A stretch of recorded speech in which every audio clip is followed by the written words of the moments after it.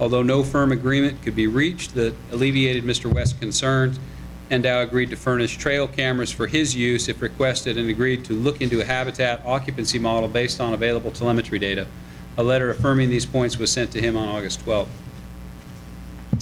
Wildlife Damage Management Committee outreach. Game Division staff has been attending meetings of the Predatory Animal Rodent Committee as previously reported by Administrator Wakeling. The park was informed of the ability to comment on the existing predator management plan. Small game status report was out early. The small game status report book was completed and posted on the NDOW website before the upland game seasons began. This was the earliest that this product has been completed. Commissioner Bliss has pointed out there was a omission in the bobcat sealing dates. I believe the commission added a date in February for Eureka that wasn't reflected on that table. However, that date is reflected on the leaflet that goes out to participants. Ruffed grouse translocation. NDOW personnel spent 17 days trapping ruffed grouse and relocating them from Unit 061 in the Merritt Mountain area during late August and early September. 38 ruffed grouse were successfully trapped in the eastern region and translocated to the southern region over the course of the project. The release site was in the Stewart Creek drainage in the Toyabe Range, Unit 173 in Nye County. Trapping grouse is difficult, and everyone involved did an outstanding job overcoming numerous obstacles to accomplish a successful effort. Raven monitoring. As part of an ongoing non-lethal monitoring undertaken through the FY 2016 Predator Management Plan that enables lethal take of ravens, a radio-marked raven has now covered over 150 airline miles multiple times in the last 2 to 3 weeks. Habitat Division, Bald Mountain Mine update. NDOW is finalizing our review of Barrick's Bald Mountain Mine expansion, EIS, and will provide comments by September 28th. After many years of evaluation and negotiations, agreement has been reached on project modifications to accommodate migrating mule deer in the project plan. To ensure that movement corridors are maintained, monitoring strategies have been incorporated with triggers and adaptive management actions to address any potential shortfalls. Habitat restoration and rehabilitation. While Nevada has been extremely lucky on the wildfire front, it has allowed our biologists the opportunity to focus on a number of pinyon and juniper removal projects targeted for habitat improvement. We're moving forward with contracts and agreements to treat thousands of acres this fall and winter. The Fisheries Division, the project to remove northern pike from Bassett and Cummins Lakes in White Pine County in August appears to have been very successful. Over 60 NDOW staff assisted in the effort that will allow reestablishment of a trophy trout and bass fishery in Cummins Lake near Ely. Initial restocking of rainbow trout into Cummins is scheduled to begin in October. Largemouth bass are being acquired for stocking into both Bassett and Cummins Lakes also for this fall. Another private pond in Eureka County has been found to contain a population of northern pike. Eastern Region staff will be treating that small reservoir to remove pike at the end of this month with the permission of the landowner. Development of an urban fishing pond in Winnemucca is near completion and should be online by spring of 2016. We've received both monetary and resource commitments for the project from Barrick, Newmont, Nevada Muleys, the Chucker Foundation, and NBU Midas. The only remaining step is completion of the long-term lease with the property owner by Humboldt County. Department Aquatic Invasive Species staff, with help from the National Park Service, conducted a massive decontamination of boats following a bass tournament, U.S. Open bass tournament at Colville Bay on Lake Mead on Wednesday, September 16th. We had 6 decontamination units operating and generally went well with 85 of the 150 boats fully decontaminated, averaged about 20 minutes per boat. Because of the traffic management issues, some Nevada and Arizona boats were allowed to leave after an inspection and showing they were fully drained and dried. Boats were from 11 states, mostly California, Arizona, and Nevada, but some from as far away as Minnesota and Texas.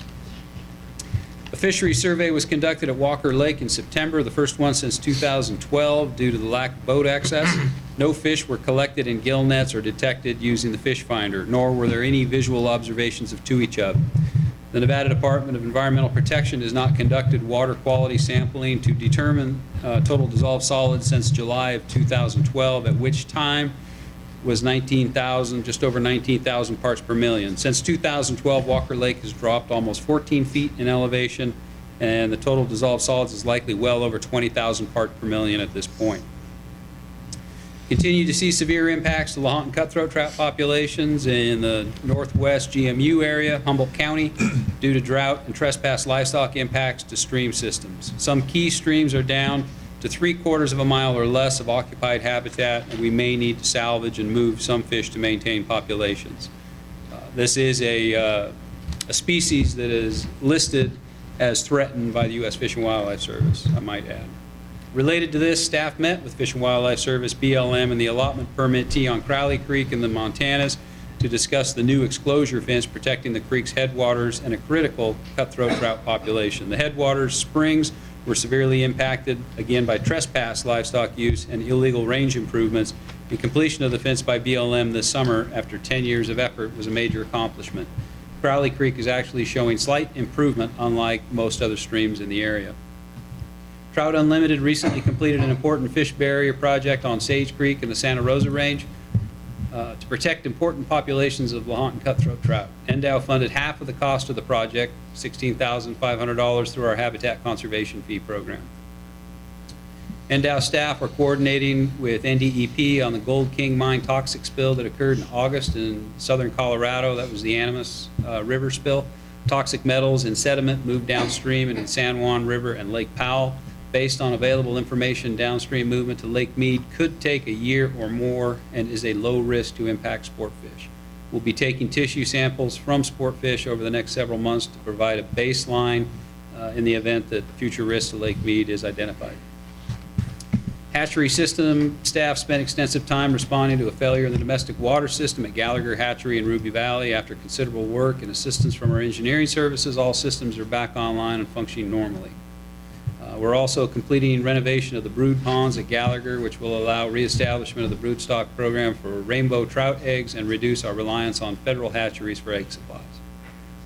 At Spring Creek Rearing Station near Baker, staff have completed construction of a filter screen and settling basin in the intake from Snake Creek that will address ongoing problems with heavy sediment that's been impacting the rearing ponds. This has been an issue for over a year as the National Park Service has been doing road work and campground improvements upstream. Staff's ability to do this work saved the department several $1,000s compared to contracting the project. U.S. Fish and Wildlife Service has recently released a 90-day positive findings on petitions to list 2 southern Nevada species under the ESA, the Virgin River spine dace, which occurs in the Beaver Dam Wash, and the Arizona toad, which occurs in Meadow Valley Wash along the Virgin River. We don't believe either species warrants listing, and staff will be working with the Utah and Arizona Fish and Wildlife Service field offices to ensure they have the best available data on these species in Nevada. Summer surveys of the ESA listed Moapa dace in Muddy River, Clark County were completed in August. Over 2,000 dace were counted, indicating a continued stable or increasing population, which has increased from fewer than 500 fish in 2008, largely due to the successful cooperation conservation efforts, including habitat improvements and removal of invasive fish species.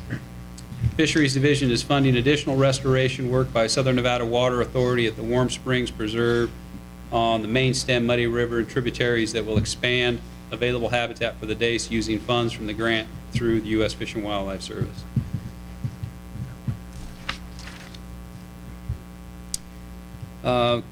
Hemingway Park Interpretive Project, along with the associated NDOW Boulder City MOU, was highlighted for a national audience when the National Recreation and Parks Association held its annual conference in Las Vegas the week of September 14th. The project was included as a stop on a bus tour of recreation sites in southern Nevada. Conservation education personnel discussed the purpose of the project, funding, and the process and benefits of partnering with Boulder City Parks and Recreation. Southern Region Conservation Education Supervisor continues to participate in a series of meetings with a group of Sunset Park patrons who are concerned for the health and safety of both domestic and migratory waterfowl in the park.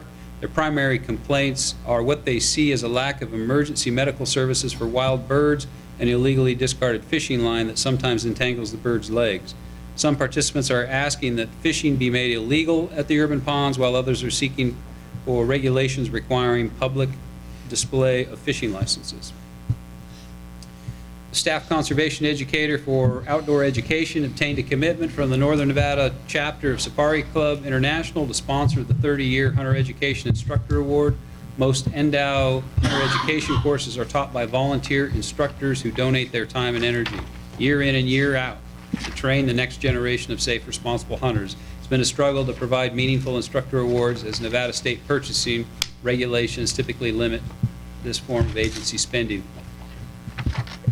Archery Education Program received $12,500 grant from the National Archery in Schools Program, NASP, from MBU. These funds help new schools purchase archery equipment. So far, this school year, 2 new schools have joined the NASP program, Shadow Ridge High School in Las Vegas and Fallon Oasis Academy. Western Region Hunter Education staff is busy meeting the needs of future hunters who must fulfill their hunter education obligation in advance of their purchase of a hunting license. The first pulse of interest in any given year is in advance of the April big game application deadline. The second burst of activity occurs in late summer months in advance of the upland bird and waterfowl hunting seasons. Over 80 classes are taught by volunteer instructors, with over 1,700 students being certified in hunter safety education. Western Region Wildlife Education staff continues to utilize volunteers and work crews to maintain and improve the Oxbow Nature Study Area in Reno. Volunteer organizations and law enforcement work crews have assisted in cutting back on an annual spring and summer growth of vegetation along the trails of the 20-plus acre park, which lies along the banks of the drought-stricken Truckee River. Eastern Region Conservation Education staff participated in the Bassett Lake Cummins Lake treatment. Staff helped with the actual treatment process, as well as provided media coverage, handling of public and media inquiries, as well as responded to traffic on social media channels. There was a fair amount of controversy regarding the removal of northern pike from the White Pine County waters. The staff worked with fisheries to explain to the public why northern pike are not conducive to the driest state's small high desert reservoirs. Eastern Region staff also participated in the Nevada Outdoorsman and Wheelchair Antelope Hunt at the TS Ranch near Battle Mountain. Staff interacted with the hunters and sponsors, helping to ensure a quality, productive antelope hunt. Staff worked with the producer and the host of Blue Collar Adventures, which is putting together a nationally televised show on the hunt. 3 hunters in wheelchairs were all successful in harvesting antelope. Programming changes are in process for the volunteer database, including developing some new timesheets, which will capture additional data desired by our 7 NDOW divisions. Additional changes will also shorten the length of time required to submit a volunteer application. Nominations for the 2015 Wayne E. Kirch Nevada Wildlife Conservation Award are now open. This award is given annually to recipients who have demonstrated significant results towards conservation, management, or enhancement of wildlife. An individual, nonprofit organization, outdoor sports club, or business can be nominated for the award. Nominations must be received no later than November 16, 2015. More information is available at ndow.org. Wildlife diversity. Diversity biologists, with help from a collaborator and contractor, are working on a project to understand the migration pattern of the Mexican free-tailed bat in Nevada. The Rose Guano Cave in White Pine County is a migratory stopover for up to 3 million of these bats annually. In close proximity to the cave is a Spring Valley Wind Energy Facility owned by Pattern Energy. Wind farms are a documented source of mortality for birds and bats. Therefore, understanding the migratory patterns of the bats in the Rose Guano Cave have become more important. With funding from Pattern Energy, wildlife diversity biologists, researchers, and volunteers have banded 5,000 Mexican free-tailed bats this summer. The goal of marking large numbers of bats is to determine not only where bats come from, but also where they go after visiting the cave. This is the 3rd year of operation for Spring Valley Wind. During the first 2 years, bat mortality at the site was higher than anticipated and exceeded thresholds established in the project's avian and bat protection plan. To decrease this mortality, the operator, working with the diversity biologist, has installed an infrared beam brake to count bats as they fly in and fly out of the cave. On nights with high bat activity, the operator changes the cut-in speed of the turbines from 3 meters per second to 5 meters per second. This has been very effective, and although bats are still migrating through the area, currently it's expected that the project will be under mortality threshold limits this year. Almost there. The American pika continues to receive attention as a climate-sensitive species, with researchers documenting recent and ongoing local site losses and range retractions, particularly in the Great Basin. Wildlife Diversity Division is responding to these concerns by conducting surveys for pikas to better determine its distribution in the state and to inform development of a long-term pika monitoring plan that will be able to document any future declines. 3 wildlife diversity biologists spent 1 week in August conducting exploratory pika surveys in northwestern Nevada. These surveys resulted in detection of 10 currently occupied pica sites and/or evidence of recent historic pica occupancy in previously unsurveyed ranges in northern Washoe County. Fresh scat was collected for potential genetic analyses to examine population connectivity and isolation, and old scat was collected in areas with old sign for potential radiocarbon dating that could also assess when the sites were last occupied. Surveys in 3 additional mountain ranges in northwestern Nevada are scheduled for September and October. The data will have a significant implication for our understanding of the historic and current distribution of picas in northwestern Nevada, and results will be submitted for publication later this year. In an ongoing effort to locate sensitive raptor nests, diversity biologists conducted northern goshawk, California spotted owl surveys in the Carson Range of western Nevada. U.S. Forest Service broadcast survey protocols were used to survey 40 transects for the northern goshawk and 7 transects for California spotted owl around Lake Tahoe. Active nests containing juveniles were discovered for each species, marking the only known California spotted owl nests in the state of Nevada. Follow-ups on these nests and multiple other detections will help focus efforts for a second year of surveys in 2016. Came to the department's attention in early summer that the Hawthorne Army Depot was having a problem with thousands of bats roosting in ammunition bunkers and boxes. Many of these structures were old and decaying, which allowed the bats access to the dark cave-like interiors and therefore are very attractive to bats seeking suitable roosting structures. While work is ongoing, preliminary surveys show that approximately 300 bunkers are occupied by several species of bat, one of which is a protected species. Genetic analysis will be used to confirm species identification, and staff are working closely with personnel at the depot to create alternate roosting sites and properly exclude bats from ammunition bunkers. Staff are conducting ongoing tracking efforts of 9 golden eagles using satellite transmitters to determine territory size, seasonal movement patterns, and habitat use, especially related to renewable energy projects and power line corridors. Law enforcement, as we enter the 3rd week of September, the 2015 boating season is finally coming to a close. We've had 5 boating-related fatalities on Nevada waters, 3 on the Colorado River at Laughlin and 2 on Lake Mead. There have also been 4 fatalities on the Arizona side of these waters for a total of 9 deaths. Since the Colorado River, Lake Mojave, and Lake Mead are concurrent jurisdictional areas with Arizona and the National Park Service, NDOW is the primary investigative agency in 2 of these additional fatalities on the Arizona side. So 7 of those 9 investigations. NDOW officers having to investigate accidents on the Arizona side of the waters. It further stretches an already thin staff doing work traditionally handled by the Arizona Game and Fish Department. Southern Region Game Wardens again worked with U.S. Secret Service in August to provide dignitary protection, including personnel and a vessel during President Obama's visit to Lake Las Vegas. Big game seasons are also in full swing around the state. As of September 21st, we received 41 calls to Operation Game Thief. Since August 1st, so just the period between August 1st and September 1st, 41 calls. Many cases are already being investigated, both from hotline calls and warden-initiated field contacts. Game Warden John Anderson recently investigated a case in which a Lincoln County juvenile allegedly killed a cow elk with a rifle during the archery season. Significant evidence was uncovered in the investigation, revealing the animal was killed with a bullet, not an arrow. Charges are pending. 2 men recently appeared in 11th Judicial Court for poaching an antelope out of season without a tag. The antelope was killed south of Battle Mountain. The poaching was discovered when sheriff's deputies responded to a report of a strong marijuana odor coming from a Battle Mountain motel room. While investigating the drug odor, the partially butchered antelope was discovered in the bathtub. The shooter in the case was fined $4,500 and forfeited a rifle. He will lose his hunting privileges for 5 years, and the alleged accomplice in the case is awaiting trial. Another man has reached a plea deal in Ely in the killing of a doe mule deer in the wrong unit in 2013. The case also carried a charge of hindering a game warden, so the man and his son will both lose their hunting privileges for 3 years. Be happy to try to answer any questions or any additional information that wasn't covered in that update. Appreciate the update. Very thorough. Questions for the director? Commissioner Bliss? Yeah, I got a couple things. First one is on the small game status book.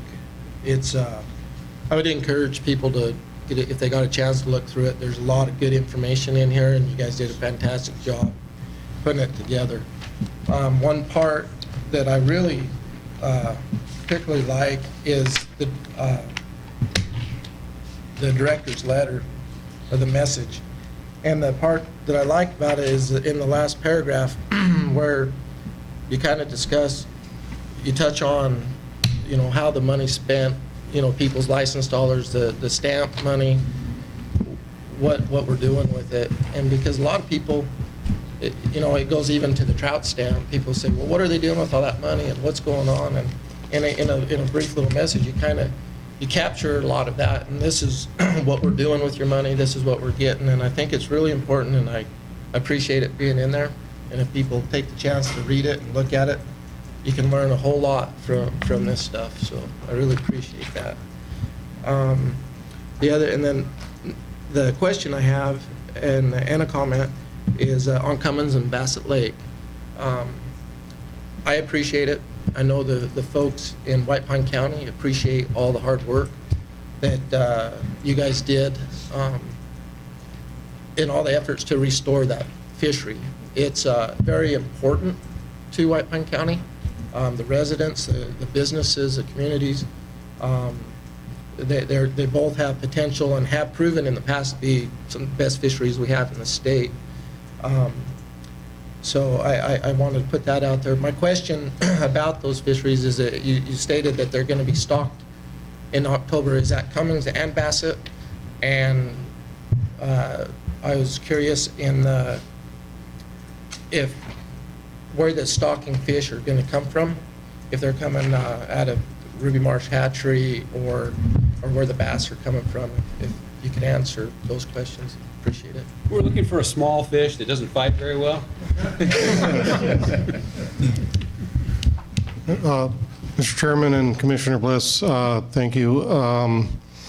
Something that's not a large toothy predator, we're thinking initially, would be a good start.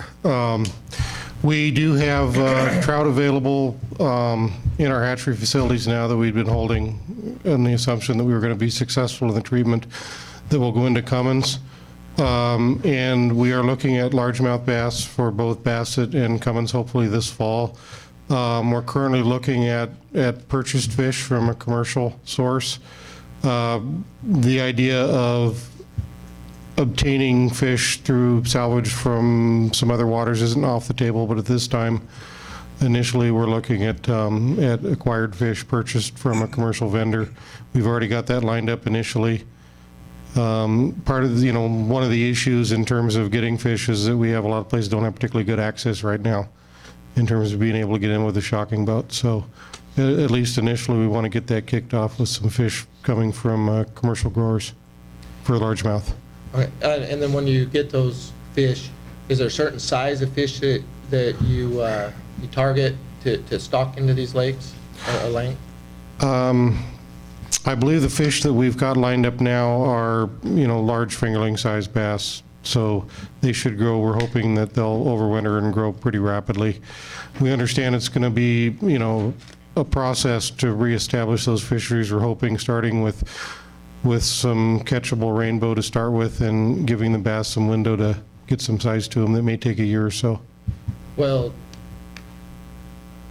I guess I don't know enough about it, but to me it seems like if you put little fingerling bass in there, that they may be just food for the trout.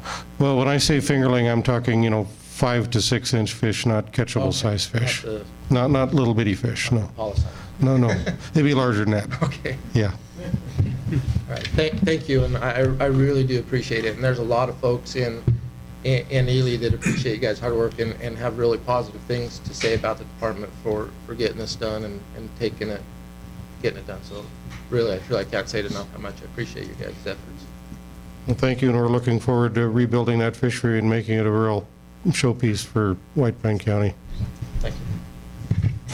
Director Wosley? Mr. Chairman, if I might add, again, John Schoberg and his staff were really key in getting that done. We were also able to achieve a significant cost savings because of the drought, and the amount of rotenone actually required was significantly reduced because of reduced water levels. So little assistance from Mother Nature helped us accomplish the task and save some money, and John's staff was critical, essential in completing that. Commissioner McNinch? Okay, so John, I shouldn't have let you sit down. I got another question for you about the pike issue. So, Tony, in your report, you'd mentioned that there was some pike found in a private pond in Eureka County. What happens if there's refusal to allow treatment of the, That property is actually a private ranch that's owned by a large corporation that digs big holes in the ground and removes things. And they've been working closely with us. We have the full permission of the landowner. It's a property that is not open to public access, so we had a window there we could work with that, and we have full cooperation and permission from the landowner to conduct that treatment that'll be happening next week. I get it, maybe that's a question to ask another time, but very good. Just was wondering. Additional questions on the department activity report? Right. Seeing none, we'll close item 10I. We'll go to item 10J, Humboldt County Elk Management Subplan Update. Commissioners Drew and Morai and Game Division Administrator Brian Wakeling. The Humboldt County Elk Management Subplan Steering Committee met recently, and a brief summary of the meeting will be provided, as well as a report on the committee's progress. I'll probably lean on Commissioner Morai and Mr. Wakeling a little bit on this because I did miss the last meeting. The subcommittee, or the steering committee, excuse me, meets the last Tuesday of every month in Winnemucca. I was not able to attend last time, but I have been in touch with Chairman Booth, who continues to do a good job in leading that effort. My understanding is that some numbers were discussed. There is a working draft plan available now. There's beginning to be more and more engagement from the community as Chairman Booth shares some of the comments that have been provided to him. And so there will be another meeting next Tuesday. I think the agenda just got posted and came out before we headed down this way. I'll still be in Vegas, so I'm hoping Commissioner Morai will be able to make Tuesday's meeting and keep us up to speed. But as far as progress, Chairman Booth kind of seems to think that maybe by the October, November meeting, they may have something ready to come to this body. I think that's optimistic, but I appreciate that optimism. So with that, Commissioner Morai, maybe you could fill in any details I missed from the last meeting. Thank you, Mr. Chairman. I think you pretty well summed everything up at the last meeting. They've got the draft sub-plan that they referred to the technical review team, and they're going to have a report on that on Tuesday. It seems to me that they have a good committee put together. Mr. Booth is really good at running meetings, and they seem to be progressing along at pace to have it completed when it's due. Okay. Mr. Wakeling? Mr. Chairman, members of the commission, I would say that in addition to being very good at running meetings, Chairman Booth is also doing a tremendous job of soliciting input. Some of the input that I think the committee is receiving right now may seem a little bit, there's not a lot of support for elk coming from some of the comments that we've received at this point in time. But the thing that I'd really like to commend Chairman Booth on is a lot of times trying to solicit those comments from the public is extremely difficult, and that's something that's been pretty evident, despite the fact that there's 14 members of the committee.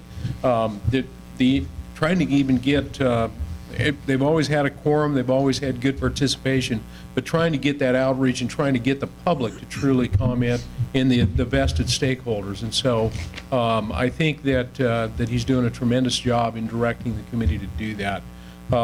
Some of the other challenges that I think the committee is facing is some of the challenges that I think livestock producers often face, and that's some of the challenges that the federal agencies are sometimes faced with as far as staffing and their ability to commit to things like the monitoring of forage. And so what the committee really seems to be struggling with at this point in time is trying to come up with an optimal way to delineate where they ultimately want to foster elk.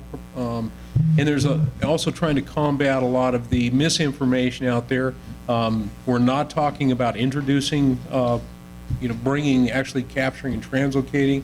What we're talking about is a pioneering herd. This is a native population.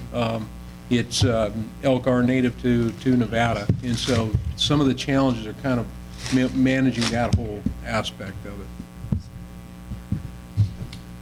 Any questions?